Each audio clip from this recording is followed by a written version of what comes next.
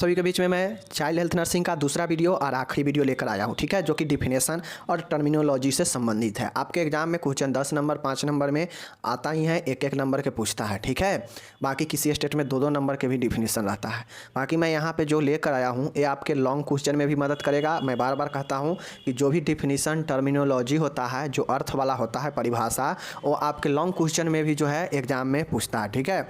जैसे यहाँ पे देखिए, आज जो हम लेकर आए हैं, जैसे अपेंडिसाइटिस है। अब इस अपेंडिसाइटिस के ऊपर 10 नंबर में भी क्वेश्चन पूछता है कि अपेंडिसाइटिस होता क्या है, कारण, लक्षण, निदान, सब चीज़ बताइए, ठीक है।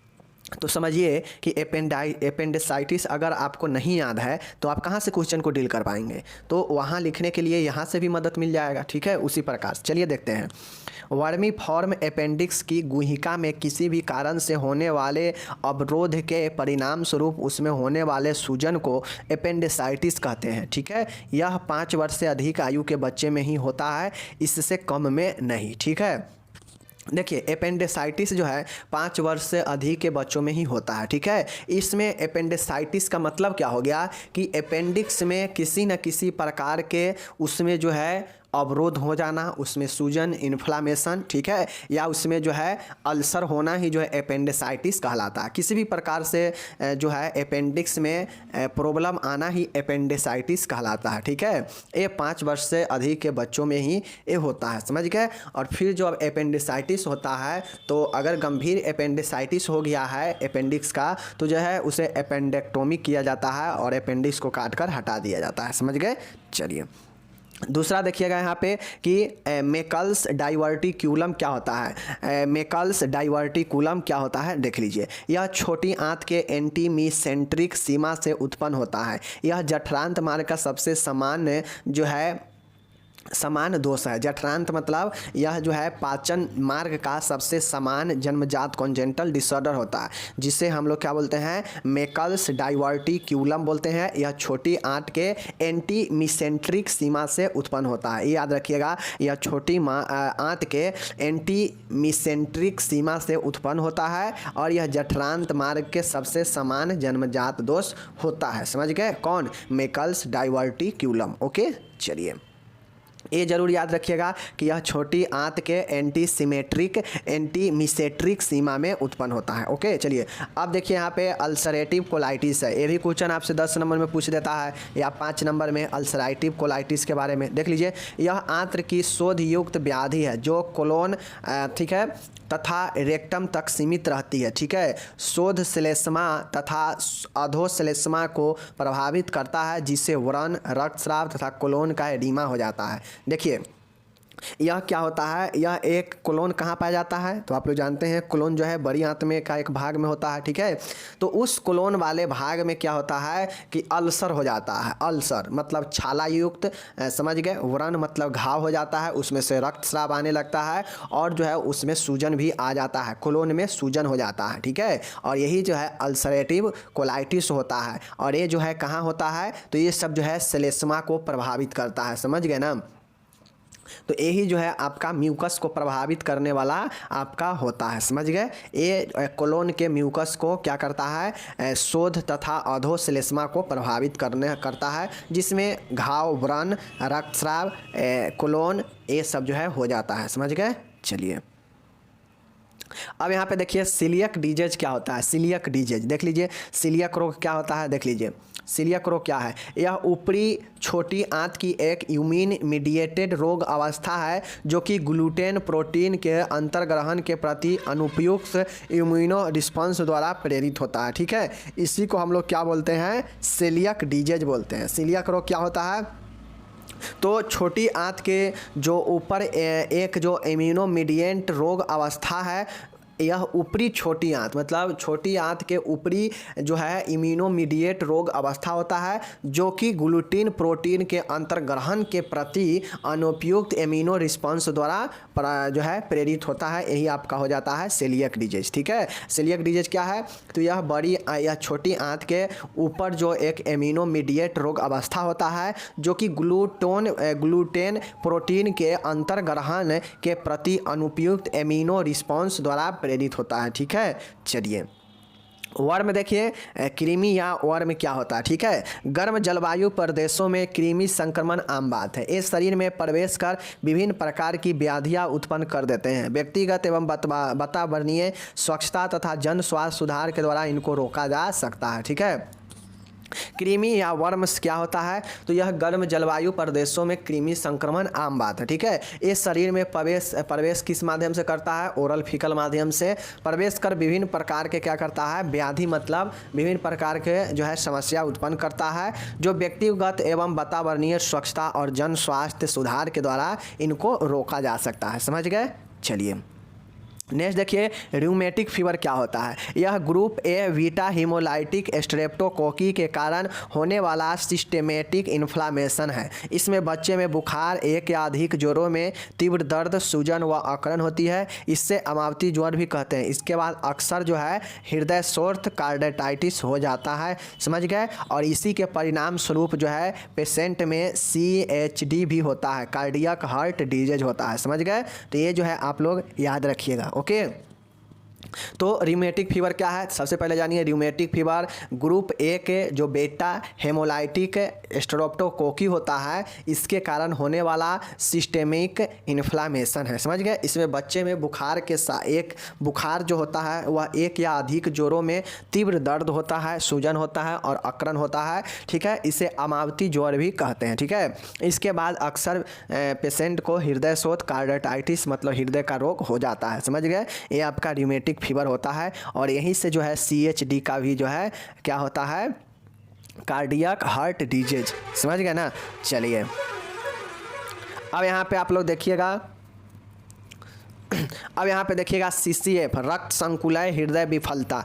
CCF या इसी को CHF कहते हैं, कार्डियक हार्ट फेलुअर। समझ गए।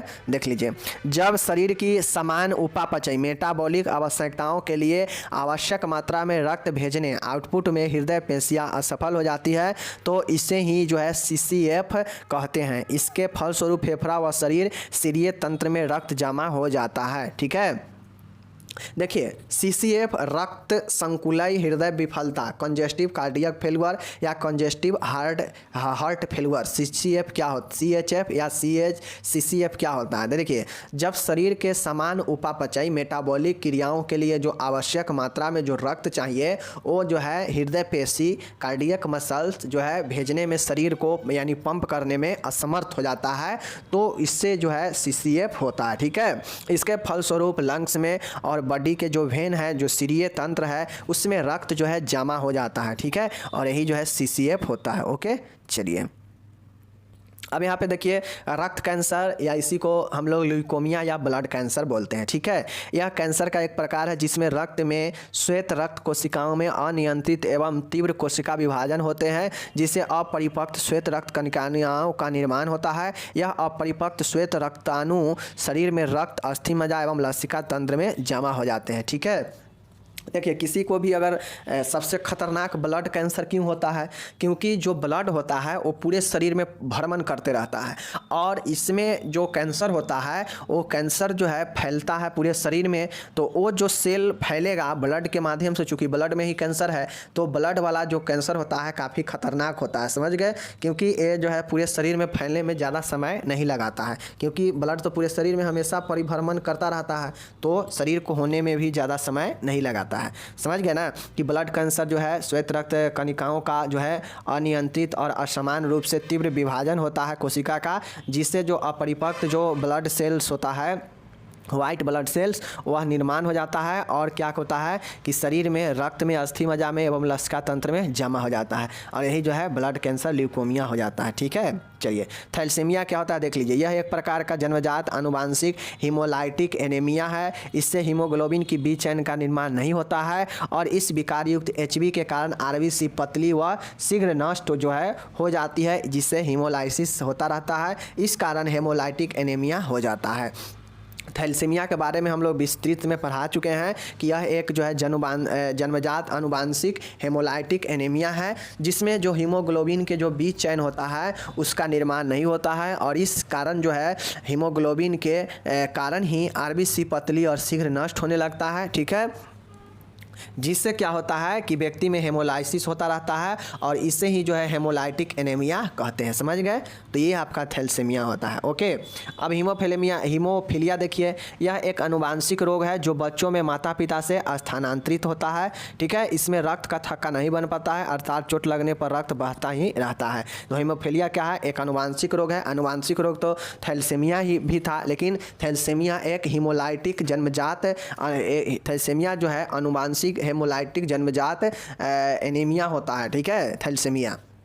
और हीमोफीलिया भी क्या है? एक आनुवांशिक रोग ही है जो बच्चों में माता पिता से स्थानांतरित होता है, ट्रांसफ़र होता है। इसमें रक्त का थक्का जो है नहीं बन पाता है, अर्थात जैसे ही चोट लगता है व्यक्ति को तो वहाँ से ब्लडिंग शुरू होने लगता है। समझ गए? थक्का नहीं बन पाता है। समझ गए? तो ये हीमोफीलिया।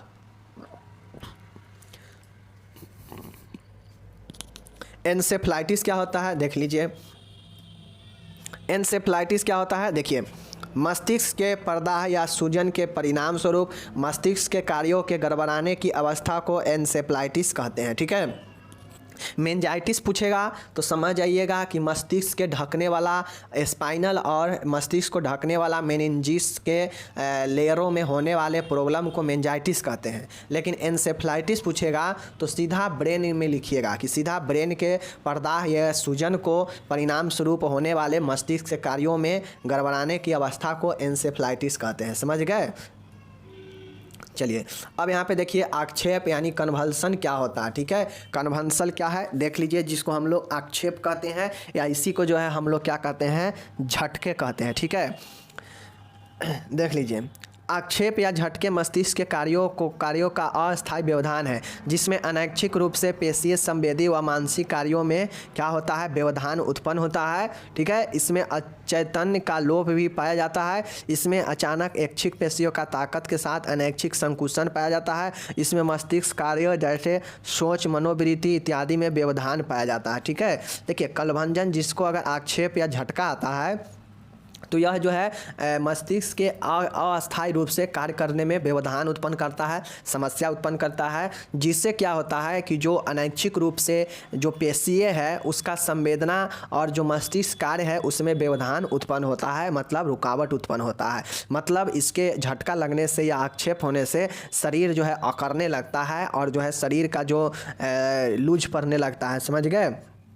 और यह अस्थायी होता है। इसमें जो है कॉन्शियसनेस मतलब चेतना का भी लोप होता है, मतलब सोचने विचारने का क्षमता का भी लोप होता है। इसमें अचानक जो है जो ऐच्छिक मतलब जो मन से कंट्रोल होने वाला पेशियाँ है वो उसके साथ में जो अनैच्छिक संकुचन है वो पाया जाता है। समझ गए? और इसमें जो है मस्तिष्क कार्यों जैसे फीलिंग, मनोवृत्ति इत्यादि में व्यवधान पाया जाता है। तो जिस भी में अगर कन्वल्जन आता है, झटका लगता है, तो ऐसे पेशेंट को मांसपेशी के साथ साथ जो है शरीर के पेशियाँ के साथ साथ उसके मस्तिष्क के कार्य करने में जो है व्यवधान उत्पन्न होता है और साथ में जो है अस्थायी रूप से उसका क्या बोलते हैं चेतना भी जो है प्रभावित होता है, जैसे सोच, विचार, मनोवृत्ति, ये सब। समझ गए? तो यही जो है आपका कन्वल्जन होता है। ओके, चलिए नेक्स्ट यहाँ पे देखिएगा अस्थमा या दमा क्या होता है। ठीक है, अस्थमा श्वसन नली का एक ऐसा रोग है जिसमें सांस नली की पेशियाँ सिकुड़ मतलब स्पाज्म सिकुड़ जाती है एवं अधिक मात्रा में बेलगम निर्माण हो जाता है। इसके कारण श्वसन मार्ग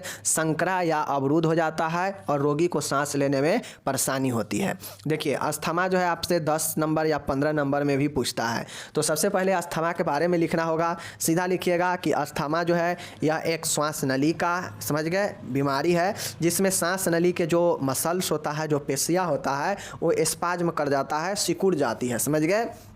एवं उससे नली में जो नली के मांसपेशियाँ सुकर गया है उसमें जो है अधिक मात्रा में बलगम का निर्माण हो जाता है, जिसके कारण श्वसन मार्ग में जो है अवरुद्ध हो जाता है, रुकावट आ जाता है और व्यक्ति सांस लेने में परेशानी का महसूस करने लगता है और यही जो है अस्थमा या दमा होता है। समझ गए?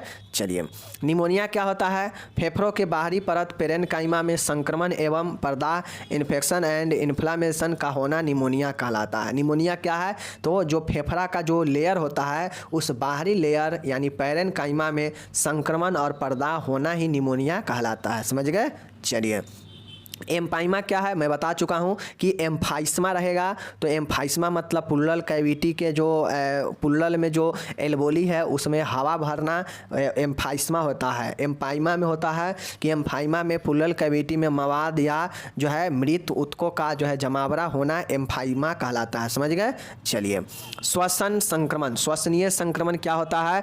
तो साथियों रेस्पिरेटरी इन्फेक्शन क्या होता है? श्वसन तंत्र में वे सभी शारीरिक अंग सम्मिलित होते हैं जिससे श्वसन प्रक्रिया संपन्न होती है। श्वसन तंत्र में शामिल होने वाले अंगों में किसी भी प्रकार की संक्रमण होने पर यह स्थिति श्वसनीय संक्रमण कहलाती है। ठीक है।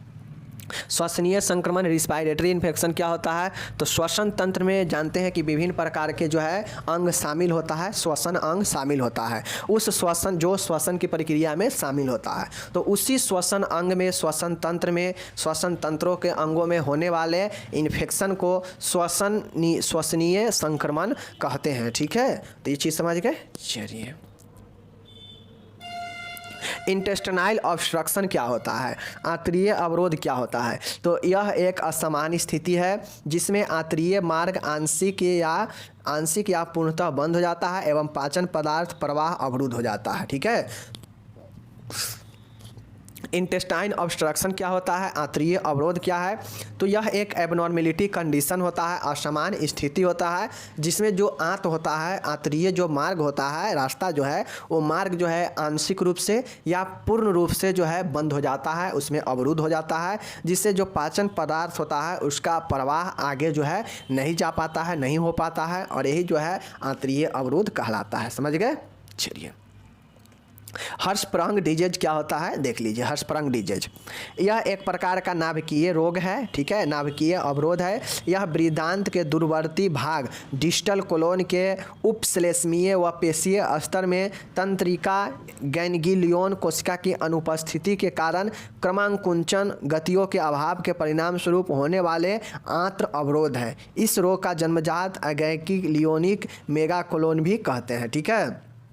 देखिए, हर्षप्रंग डिजीज क्या होता है? तो हर्षप्रंग डिजीज जो होता है यह जो है यह एक नाभिकीय अवरोध होता है जिसमें क्या होता है कि जो बृहदांत होता है और एक क्षुद्रांत होता है। जानते हैं बृहदांत और क्षुद्रांत दो होता है ना। तो जो आपका बृहदांत के जो दूरवर्ती भाग है, जो दूर के भाग है, उसके जो श्लेष्मा जो म्यूकस है, उस म्यूकस में जो है क्या होता है कि मसल्स लेयर में तंत्रिका गैंग्लियोन कोशिका की अनुपस्थिति के कारण क्रमाकुंचन गतियों के अभाव के परिणाम स्वरूप होने वाला यह आंत का अवरोध होता है। समझ गए। और ये जो है हर्षप्रंग डिजीज है, इसको मैंने डिटेल में भी पढ़ा रखा है। ठीक है। और इसको जो है जन्मजात गैंग्लियोनिक मेगाकोलोन भी कहते हैं। ओके।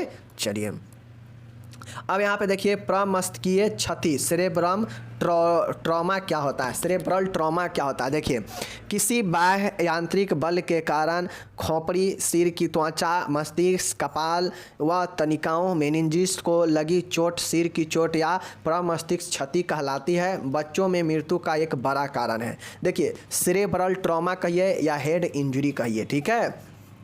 किसी भी बाह्य यांत्रिक बल के कारण, मतलब किसी भी कारण से उस मस्तिष्क पर या खोपड़ी पर, सिर के त्वचा पर, कपाल पर, क्रेनियम पर या उसके मेनिंजिस पर लगे चोट प्रमस्तिष्क क्षति या चोट का क्षति जो है कहलाता है। समझ गए। जिससे बच्चों में मृत्यु होने का एक बड़ा कारण होता है। यह जो है चोट लगने से होता है। चोट लगने से खोपड़ी पर लग सकता है, सिर की त्वचा प्रभावित हो सकता है, मस्तिष्क प्रभावित हो सकता है, कपाल प्रभावित हो सकता है और मेनिंजिस प्रभावित हो सकता है। समझ गए। तो ये सब जो है होता है व्यक्ति में। ओके।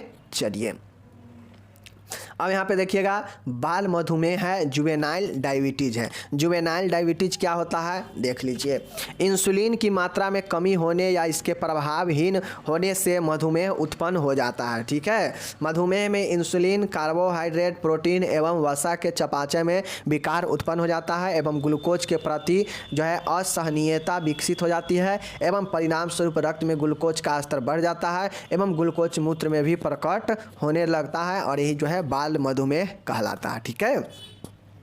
जुवेनाइल डायबिटीज़ जो होता है क्या होता है? आप लोग जानते हैं कि यह जो है इंसुलिन डिपेंडेंट जुवेनाइल होता है। यह जो है क्या होता है?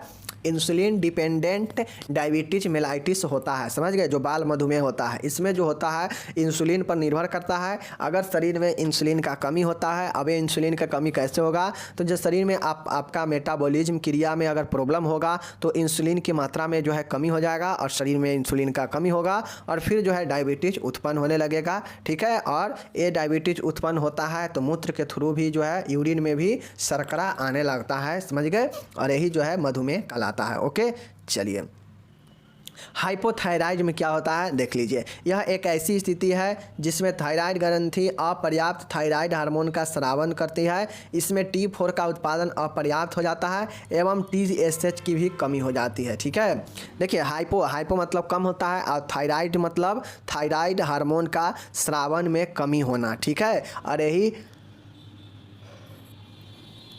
जो है हाइपोथायराइज्म और हाइपोथायराइज्म कहलाता है, जिसमें T4 का उत्पादन में अपर्याप्त कमी आता है और TSH के भी निर्माण में कमी हो जाता है और यही जो है आपका हाइपोथायराइज्म कहलाता है। ओके, चलिए कुशिंग सिंड्रोम क्या होता है देख लीजिए। एड्रीनल ग्रंथि के कॉर्टिकल भाग में बनने वाले कॉर्टिसोल और ग्लूकोकॉर्टिकॉइड्स के अतिस्रवण हाइपर सिक्रेशन के कारण होने वाले सिंड्रोम को कुशिंग सिंड्रोम कहते हैं, ठीक है। कुशिंग सिंड्रोम कब होता है, तो जो एड्रीनल ग्रंथि है, एड्रीनल ग्रंथि के कॉर्टिकल जो भाग होता है उसमें बनने वाले कॉर्टिसोल और ग्लूकोकॉर्टिकॉइड्स के हाइपर सिक्रेशन के कारण जो होता है सिंड्रोम जो होता है व्यक्ति में, वो जो हो जाता है कुशिंग सिंड्रोम कहलाता है, समझ गए ना। चलिए अब यहाँ पे देखिए बुद्धि ह्रास क्या होता है। बुद्धि ह्रास मानसिक विमंदता वह अवस्था है, मानसिक मंदता वह अवस्था है जिसमें समान बुद्धिमत्ता औसत से कम एवं अनुकूल व्यवहारों तथा सोचना सीखना सामाजिक व्यावसायिक एवं सांस्कृतिक समायोजन इत्यादि में विकार या कमी हो। समान बुद्धिमत्ता कितना होता है, IQ लेवल 70 से कम होने पर उससे मंद बुद्धि बालक की श्रेणी में रखते हैं, ठीक है।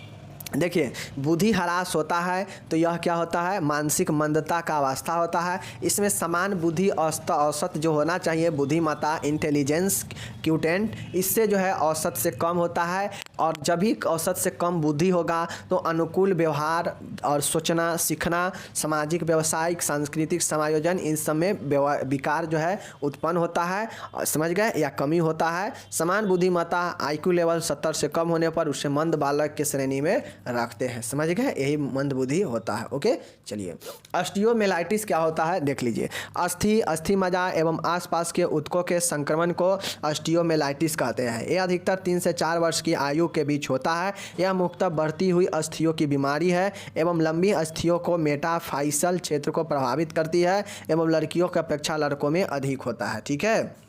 देखिए ऑस्टियोमेलाइटिस जो होता है यह एक अस्थि मज्जा और उसके आसपास के ऊतकों में होने वाला संक्रमण ऑस्टियोमेलाइटिस कहते हैं। यह मुख्यतः 3 से 4 वर्ष की आयु के बीच होता है। यह मुख्यतः बढ़ी हुई अस्थियों की एक बीमारी होती है एवं लंबी अस्थियों को मेटाफाइसल क्षेत्र को प्रभावित करता है एवं लड़कियों के अपेक्षा जो है लड़कों में अधिक होता है और यही जो है आपका ऑस्टियोमेलाइटिस होता है। ओके, चलिए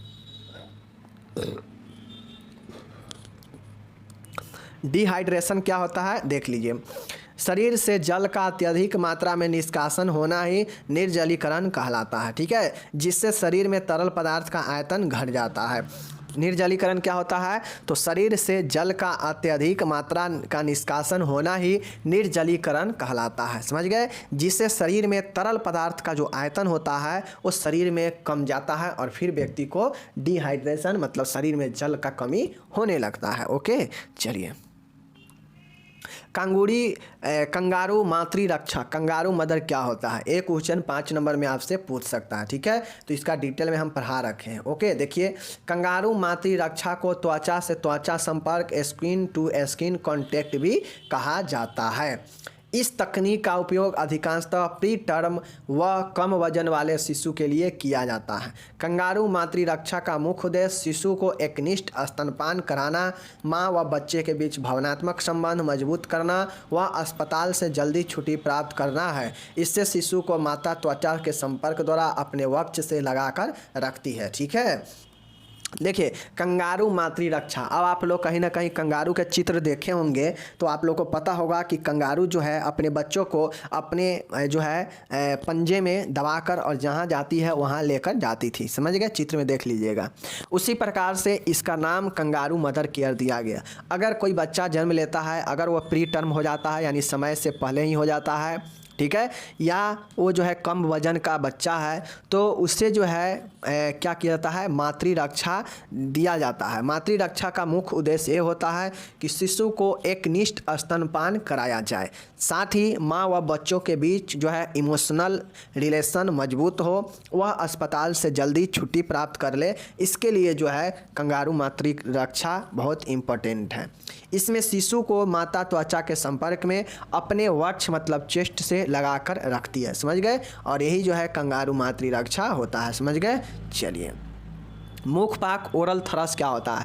यह एक फंगल इन्फेक्शन है जो कैंडिडा अब्लिकेंस के द्वारा होता है। शिशु शुरू के 3 से 4 दिन ठीक से पोषण लेने के बाद अगर पोषण के प्रति अनिच्छा प्रकट करता है तो मुखपाक इसका कारण हो सकता है। मुखपाक मतलब मुख पाक जाना, मुख में जो है गर्मी आ जाना, और ये जो है अगर बच्चा जन्म लिया और 3 से 4 दिन तक अगर अच्छे से पोषण ले लिया और फिर उसके बाद जो है वो पोषण लेने के प्रति मन में जो है अनिच्छा प्रकट कर रहा है तो इसका कारण एक हो सकता है मुखबान यानी मुखव्रण, समझ गए। चलिए अब थैलेमिया नियोनेंट्रम क्या होता है देख लीजिए। तो आप लोग को मैं पहले पढ़ा चुका हूँ कि नवजात शिशु के जन्म के 21 दिन के भीतर आँखों से कोई भी पस युक्त स्राव पुलुडेंट डिस्चार्ज निकलना अब थैलेमिया नियोनेंट्रम कहलाता है। इसमें शिशु की दानों आँखें लाल भी हो जाती है, समझ गए। देखिए नवजात शिशु के जन्म के 21 दिन के भीतर अगर उसके आँख से किसी भी प्रकार के पस युक्त स्राव निकल रहा है तो समझ जाइए कि उसमें जो है ऑप्थेल्मिया नियोनेंट्रम होता है, समझ गए, और साथ में आँख में लाल दाने भी आ जाते हैं। ओके चलिए अपगार स्कोर क्या होता है देख लीजिए। जन्म के समय अपगार स्केल विधि से शुरू शिशु की दशा का त्वरित आकलन किया जाता है, ठीक है। यह जन्म के तुरंत 1 मिनट बाद व जन्म के 5 मिनट बाद किया जाना चाहिए। आपसे क्वेश्चन पूछेगा कि अपगार स्कोर से बच्चे का जो है त्वरित जो दशा है चेक करने में कब चेक करना चाहिए, तो जन्म के 1 मिनट बाद व जन्म के 5 मिनट बाद, समझ गए। यह एक जो है स्केल विधि होता है जो शिशु के त्वरित मतलब इंटेंट उसका जो है जल्दी से उसके स्केल के माध्यम से उसके दशा को आकलन किया जाता है कि जो बच्चा है वो खुद से श्वास ले रहा है, खुद से उसका जो है त्वचा कैसा है, श्वसन दर कैसा है, ठीक है, रंग कैसा है, ये सब जो है पहचाना जाता है, ठीक है। इस स्कोरिंग में शिशु के 5 जीवन चिन्हों हृदय के धड़कन, समझ गए ना, पल्स रेट, श्वसन दर, रिस्पायरेशन रेट, पेशीय तंत्रता, समझ गए, उत्तेजनशीलता और शिशु के रंग का मूल्यांकन कर उन्हें 0, 1, 2 अंक प्रदान किए जाते हैं।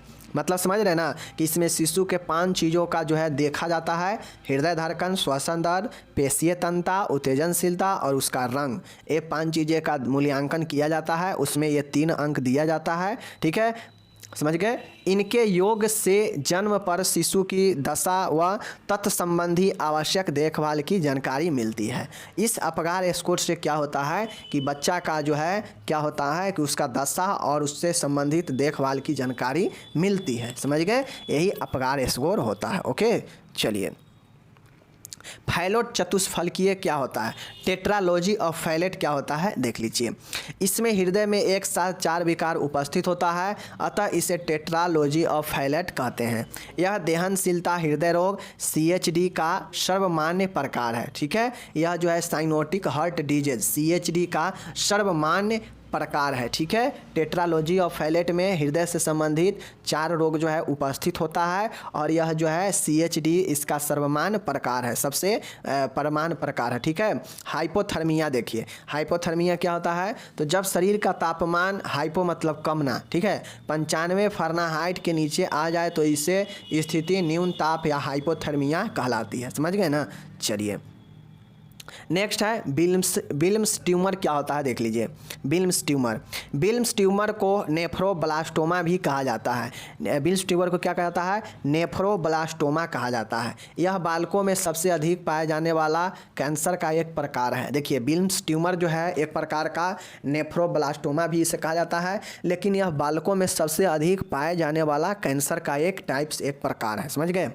बिल्म्स ट्यूमर बच्चों के गुर्दों में पाया जाता है, मतलब किडनी में पाया जाता है। इसकी शुरुआत अधिकतर 4 माह से 6 वर्ष तक के बच्चों में अधिक होता है। इसका नाम डॉक्टर मैक्स बिल्म्स के नाम पर पड़ा, जिन्होंने 1999 में इस रोग के बारे में सर्वप्रथम लिखा। ठीक है, कितना में? 1899 में। तो बिल्म्स ट्यूमर के बारे में समझ गए कि बिल्म्स ट्यूमर को नेफ्रोब्लास्टोमा भी कहते हैं। यह बालकों में होने वाला कैंसर का सबसे अधिक होने वाला कैंसर का एक प्रकार है। बिल्म्स ट्यूमर बच्चों के किडनी में, गुर्दा में होता है। इसकी शुरुआत अधिकतर जो है 4 माह से 6 वर्ष के बच्चों में अधिक होता है। इसका नाम डॉक्टर मैक्स बिल्म्स के नाम पर पड़ा, जिन्होंने 1899 में इस रोग के बारे में सर्वप्रथम लिखा, और यही जो है बिल्म्स ट्यूमर होता है। समझ गए? चलिए, कॉप्लिक स्पॉट क्या होता है देख लीजिए। कॉप्लिक स्पॉट सफ़ेद केंद्रों से युक्त छोटे छोटे लाल धब्बे होते हैं, जो खसरा में विस्फोट के प्रकट होने से 2-3 दिन पूर्व मुख की श्लेष्मिका कला पर प्रकट होता है। ठीक है, कॉप्लिक स्पॉट किस में प्रकट होता है? तो यह जो है आपका खसरा में प्रकट होता है। खसरा जब क्या होता है, जब विस्फोट होने के कगार पर होता है, तो उससे 2-3 पूर्व जो है जो मुंह होता है, मुंह के जो श्लेष्मिका कला होता है, वहाँ पे ये छोटे छोटे लाल धब्बे जो है क्या होता है? प्रकट होता है। समझ गए? और यही जो है कॉप्लिक स्पॉट होता है, मतलब ओठ के आसपास के एरिया में ये धब्बा जो है क्या होता है? पड़ता है, लाल लाल धब्बा जो है होता है एक मुख के ओठ के आसपास। समझ गए? तो समझिए खसरा है। टाइफाइड क्या होता है देख लीजिए। टाइफाइड क्या है? यह सल्मोनेला जीवाणु जनित संक्रामक रोग है। इसमें संक्रमण आहार नाल से प्रारंभ होता है एवं संपूर्ण शरीर को प्रभावित करता है। समझ गए? देखिए टाइफाइड क्या है? टाइफाइड जो है सल्मोनेला टाइफी नामक जीवाणु से होने वाला संक्रामक रोग है, जिसमें जो संक्रमण होता है आहार नाल से प्रारंभ होता है और संपूर्ण शरीर तक प्रभावित करता है। समझ गए? चलिए, ब्लेफेराइटिस क्या होता है देख लीजिए। आँखों की पलकों के पर्दा व होने को ब्लेफेराइटिस कहते हैं। ठीक है, यह एक आँखों का एक सामान्य विकार है, जो बैक्टीरिया के कारण अथवा त्वचा की स्थिति जैसे डेंड्रफ आदि के कारण हो जाता है। ठीक है, ब्लेफेराइटिस क्या है? तो यह आँखों की पलकों के पर्दाह व लाल होने को ब्लेफेराइटिस कहते हैं। समझ आइएगा, ब्लेफेराइटिस सामने आएगा, समझ आइएगा कि यह कहीं ना कहीं आँखों के पलकों का होने वाला पर्दाह व लाल होने को ब्लेफेराइटिस कहते हैं। और यह आँखों का सबसे सामान्य एबनॉर्मल है, जो बैक्टीरिया के कारण अथवा त्वचा की स्थिति जैसे डैंड्रफ आदि के कारण हो जाता है ब्लेफेराइटिस। ओके, चलिए, कुपोषण क्या होता है देख लीजिए। कुपोषण एक ऐसी स्थिति है जिसमें बच्चे को खाने से पर्याप्त मात्रा में पोषक तत्व नहीं हो पाता है, अथवा खाने में पोषक तत्वों की कमी होने के कारण स्वास्थ्य समस्याएं कुपोषण का परिणाम है।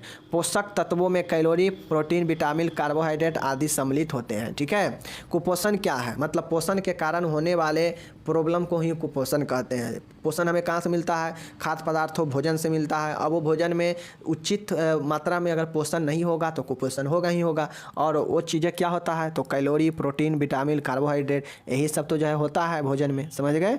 चलिए, यहाँ पे देखिए नियोनेंटल हाइपोग्लाइसेमिया। नियोनेंटल हाइपोग्लाइसेमिया क्या होता है? यह परिपक्व नवजात शिशु के रक्त में ग्लूकोज स्तर 40 mg/dl से कम व अपरिपक्व मतलब प्री टर्म नवजात शिशु में 30 mg/dl से कम हो जाने की स्थिति अल्प रक्त शर्करा न्यूनता कहलाती है। यह यकृत में ग्लूकोज के बनने की प्रक्रिया की असफलता के कारण होता है। समझिए, जो अगर सही समय पर जन्म लिया है, समय से जन्म लिया है, मतलब जो परिपक्व नवजात शिशु है, तो उसमें 40 mg/dl से अगर कम होता है तब जो है हाइपोग्लाइसेमिया होता है। अगर कोई जन्म से जो एक जन्म का समय होता है, जो एक अवधि है, उस अवधि से पहले यानी प्री टर्म मतलब अपरिपक्व जो शिशु होगा, उसमें 30 mg/dl से कम होने पर जो है हाइपोग्लाइसेमिया होता है, मतलब ग्लूकोज का जो है शर्करा का जो है स्तर कम होता है। ठीक है, यहाँ पे एक प्रश्न आप लोग देखिए, पीडियाट्रिक नर्सिंग क्या होता है? पीडियाट्रिक नर्सिंग वह नर्सिंग है जिसमें बीमार बच्चों की देखभाल, समान बच्चों का शारीरिक, मानसिक व भावनात्मक विकास तथा बच्चों के स्वस्थ बने रहने के सिद्धांत शामिल होते हैं, वही पीडियाट्रिक नर्सिंग कहलाता है। पीडियाट्रिक नर्सिंग का मतलब है कि बच्चे से देखभाल संबंधित जैसे उसके मानसिक, शारीरिक, भावनात्मक विकास हो, ठीक है, तथा बच्चों को स्वस्थ बने रहने के सिद्धांत को शामिल होता है, वही पीडियाट्रिक नर्सिंग होता है, ठीक है। चलिए नेक्स्ट प्रश्न देखिएगा यहाँ पे। नेक्स्ट प्रश्न आपका है, लास्ट है, देखिएगा। टेम्पर टेंट्रम मतलब क्रोधावेश या उपद्रव। टेम्पर टेंट्रम क्या होता है देख लीजिए। टेम्पर टेंट्रम की अवस्था अधिकतर 2 से 4 वर्ष के बच्चों में पाई जाती है। यह बच्चे के व्यवहारिक उपद्रव, इमोशन आउटबर्स्ट होता है, को प्रकट करने का तरीका है। इससे बच्चा जो है रोकर, चिल्लाकर, ठीक है, शोर मचाकर, जमीन पर लेटकर, हाथ पैर फेंककर आदि प्रकार से अपना व्यवहार प्रकट करता है, ठीक है। आप लोग देखते होइएगा कि कोई बच्चा जब गुस्सा होता है तो कस के चिल्लाएगा या रोने लगेगा या ज़मीन पर लेटने लगता है, ठीक है, शोर मचाने लगता है। तो ये सब जो है क्या है, टेम्पर टेंट्रम होता है। यह अधिकतर जब बच्चा 2 से 4 वर्ष के में होता है तो यह अधिकतर जो है टेम्पर टेंट्रम होता है, जिसको व्यवहारिक उपद्रव को भी प्रकट करता है। ये उसको व्यवहार को ही दिखाता है, जिसमें बच्चा गुस्सा हो जाता है, क्रोध हो जाता है और वो अपने क्रोध को रोकर, चिल्लाकर, शोर करके, ज़मीन पर लेटकर, हाथ पैर फेंककर आदि प्रकार से अपने व्यवहार यानी क्रोध को प्रकट करता है, ठीक है। और यही जो है क्या होता है, टेम्पर टेंट्रम होता है, समझ गए। क्रोधावेश या उपद्रव बोलते हैं। ओके, तो आपका यहाँ पे समाप्त होता है। बाकी आप लोग इसको पढ़िए, देखिए, समझ गए। और आप लोग को जो है मिलेंगे अगले वीडियो में, तब तक धन्यवाद। चाइल्ड हेल्थ नर्सिंग का जितने भी इंपॉर्टेंट डिफिनीशन था यहाँ पे समाप्त होता है। आप लोग अगर नहीं समझ में आता है तो वीडियो को 1 बार 2 बार देखिए, ठीक है, आपको समझ में आ जाएगा। ओके, अगर जहाँ पे लगे कि हमें ये समझ में नहीं आ रहा है, वीडियो को वहाँ पे रोक दीजिए, वीडियो को रोक दीजिए और उसको खुद से 1-2 बार पढ़िए, तब जाके समझ में आएगा। समझ गए ना? चलिए धन्यवाद।